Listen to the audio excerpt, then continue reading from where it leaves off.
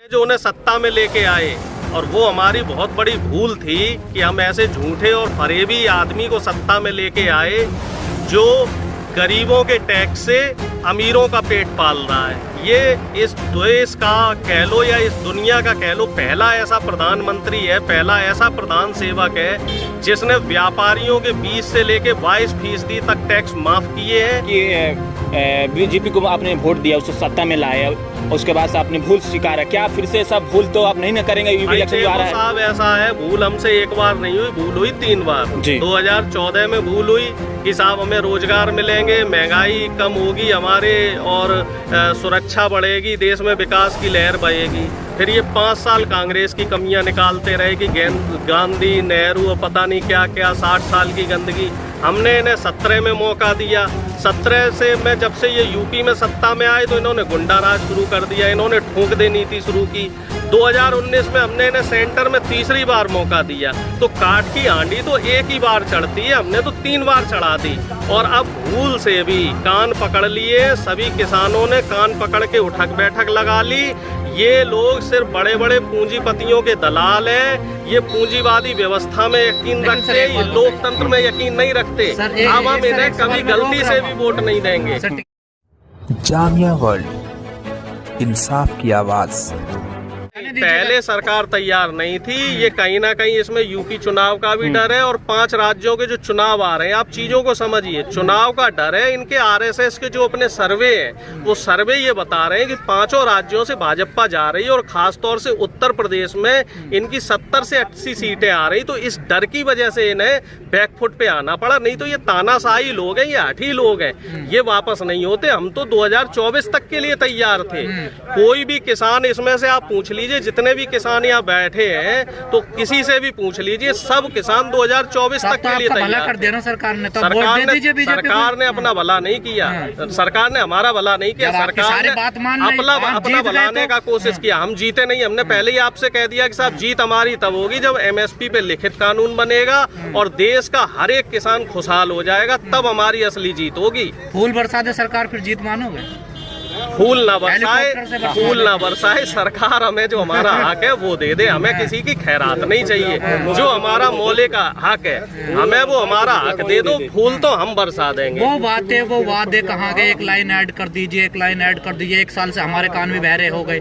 1 महीने का और इंतजार कर लो। 15 जनवरी तक अगर एमएसपी पे कानून नहीं बनता तो आप भी खुश हो जाओगे, फिर से आंदोलन। खिलाड़ी मैदान छोड़ कर भाग गया, अब क्या? नहीं, मैदान छोड़ के नहीं भागे हैं, मैदान छोड़ के नहीं भागे हैं, अपने अपने राज्यों में जा रहे हैं, अपने अपने जिलों में जा रहे हैं और वहाँ जो पंचायतें हैं शुरू हो गई। आज भी आपने देखा है कई किसान नेता अलग अलग राज्यों में जाके किसान पंचायतें कर रहे हैं और पूरे महीने ये पंचायतें होंगी। पंचायतों से क्या होगा? 1 साल से कर रहे हैं। पंचायतों से भाई साहब जन जन तक संदेश जाएगा कि क्या चीजें हम ले चुके हैं और क्या चीजें अभी रह गई हैं और किन मुद्दों पे अभी आगे लड़ाई लड़नी है। अभी एमएसपी रह रही है, अभी निजीकरण रह रहा है, अभी निजीकरण पे भी आंदोलन होगा, निजीकरण पे भी बड़ा आंदोलन होने वाला है। मैं आपको बता रहा हूँ, नहीं, निजीकरण पे भी आंदोलन होगा, बेरोजगारी पे भी आंदोलन होगा, भ्रष्टाचार पे भी आंदोलन होगा। अब 2024 तक आंदोलन ही चलेंगे। ये आंदोलन बीजेपी को हमने पहले ही बता दिया आपको, भाई साहब गलती हमसे 3 बार हो गई, अब 4थी बार गलती करवाओगे। मियां साहब टाइट नहीं है। बीजेपी को गलती नहीं,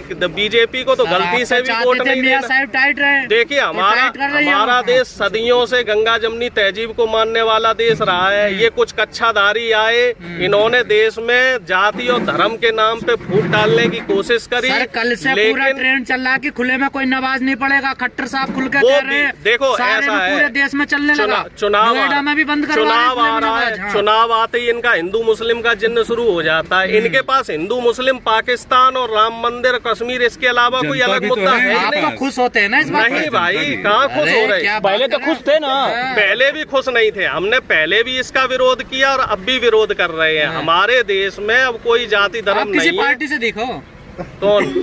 आप पार्टी से है ना, किसान पार्टी से है, किसान पार्टी से है भाई। देश के हम नागरिक हैं, हम वोट डालते हैं। किसी ने पूछा था कि प्रोफेसर हैं, अच्छी सैलरी है, अच्छा लाइफस्टाइल है, यहाँ पे क्या कर रहे हैं? भाई देश के नागरिक पहले हैं, किसान के बेटे पहले हैं, प्रोफेसर तो बाद में है। टीचिंग जॉब में तो मैं 25-26 साल का जब हो गया तब आया।